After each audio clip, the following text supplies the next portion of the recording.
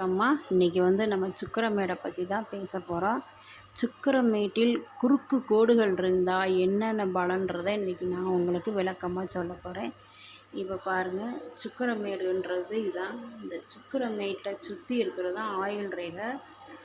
இப்போ இந்த சுக்கிரமேட்டில் இவர் எந்த ரேகையும் இல்லாமல் ஒரே கோடை நல்லா அழுத்தமாக நீளமாக இருந்துச்சுன்னு வைங்க, இந்த மாதிரி இருக்குது. ஆனால் சுற்றி பாருங்கள், எல்லா இடமுமே உங்களுக்கு உப்பலாக இருந்து, இந்த மேடுகள் ஃபுல்லாக உப்பலாக இருந்து, இந்த கையே பார்க்குறதுக்கே நல்லா உப்பலாக இருந்து, சந்திரமேடும் நல்லா உப்பலாக இருந்து, ஒரு கையை அமைப்பே நல்லா ஒரு அகலமாக உப்பலாக இருந்துச்சு அப்படின்னா, அந்த கையில் இந்த மாதிரி சுக்கிரமேட்டில் ஒரே குறுக்கு கோடுகள் மட்டும் இருந்துச்சு அப்படின்னா, இவங்க பார்க்குறதுக்கு ரொம்ப பந்தாவாக இருப்பாங்க.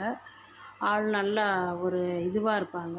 கட்ட பஞ்சாயத்துகளுக்கு அதிகமாக இவங்க ஈடுபடுவாங்க. ஒருத்தவங்க பிரச்சனையில் போய் நிற்பாங்க, அதில் போய் தலையிடுவாங்க. தலையிட்டு அந்த பஞ்சாயத்தை தீர்த்து வைப்பாங்க.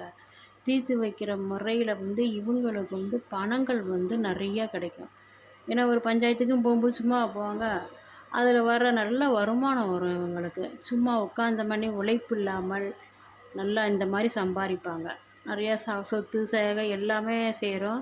வசதி வாய்ப்புகள் சும்மா இருந்த மணிக்கே எந்த விதமான ஒரு உழைப்பும் இல்லாமல் இந்த மாதிரி ஒரே கோடாக இருந்தால் நல்ல வருமானம் வரும். கையே ஃபுல்லாக அப்படி பார்க்குறதுக்கு உப்பலாக இருக்கும். உங்களுக்கு எல்லா மேடுமே நல்லா உப்பலாக இருந்து, இந்த விரலுகள்லாம் நல்லா உப்பலாக இருக்கும். கையே எல்லாம் செக்கச்சவே ரோஸ் கலரில் இருக்கும். இப்படி இருக்குதுன்னு வைங்க, இதில் உங்களுக்கு ஆயுள் ரேகை நல்ல இதில் நல்லா இருக்குது. இந்த மாதிரி ஆயுள் ரேகைகள் நல்லா இருந்துச்சு அப்படின்னா, இவங்க எந்த பிரச்சனையாக இருந்தாலும் சால்வ் பண்ணி வந்துடுவாங்க வெளியில். உயிரோடையும் இருப்பாங்க. இவங்களுக்கு 1008 எதிரிகள் இருந்தாலும் இதில் தப்பிச்சு இவங்க வெளியில் உயிர் வாழ்வாங்க. ஏன்னா அவங்களுக்கு ஆயுள் நல்லா பலமாக இருக்குது பாருங்கள். இதே இந்த இடத்துல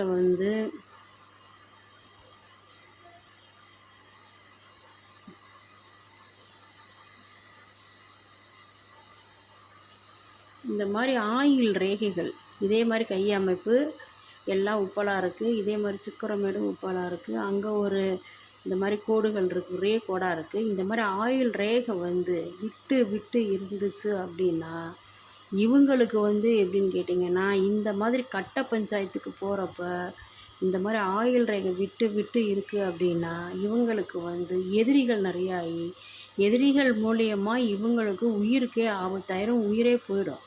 அந்த மாதிரி சூழ்நிலையில் கொண்டு போய் இவங்களை விட்டு அழிஞ்சு போயிடுவாங்க.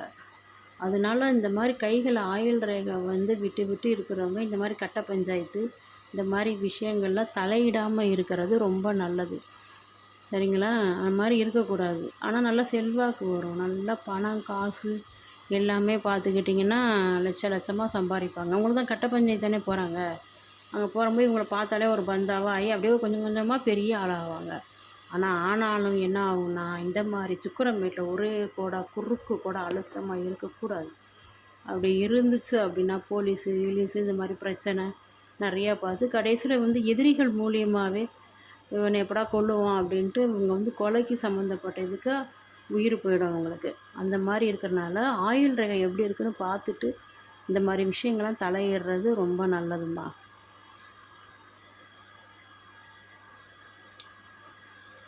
இப்போ உங்களுக்கு அடுத்து சுக்கிரமேட்டில் இன்னொரு வீடியோவும் போடுறேன்.